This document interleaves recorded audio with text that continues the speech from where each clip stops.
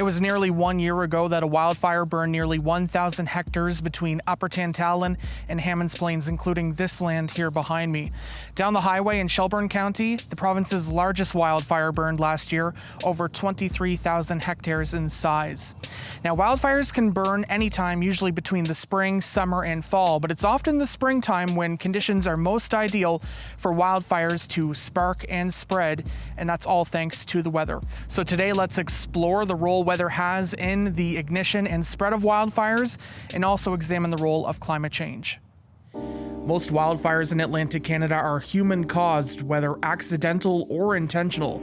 Most others are the result of weather, such as lightning strikes, but weather conditions before and after a fire starts is critical to how a wildfire can spread and behave. Wildfires need 3 key ingredients: dry vegetation, low humidity, and wind, all of which we often experience in the spring. The trees are drawing a lot of moisture to grow their leaves. Softwoods as well are growing more needles. So the tree is dry because they're starting to do their processes to get going for the season. All the surface fuels are very dry as well this time of year. Fire can burn so fast over the surface right now, and the trees themselves are dry. It can cause fires to burn very quickly and very rapidly. So when can you burn during the wildfire season? The criteria and types of restrictions vary from province to province, but real-time data is one component used to decide whether burning is allowed, restricted, or banned. Now let's address the role of climate change. Because climate is a reference to long-term patterns and trends, scientists agree that we can't say that any single event was caused by climate change.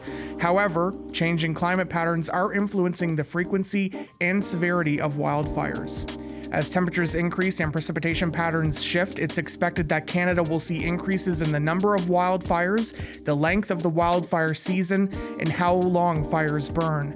Here in Atlantic Canada, how precipitation and wind patterns shift as our climate changes will be a crucial factor, including changes to seasonal snowfall, springtime rainfall, and how wind speeds change as our climate does. Temperatures are also a factor, which are warming on average. Perhaps a positive piece of news, though, is that there has been little change to average temperatures in the springtime over the past 30 years or so.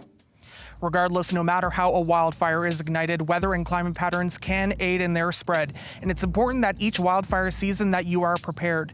You should plan if you do have to evacuate. That could include having an emergency kit and an emergency plan. But above all, it's very important that you check before you burn.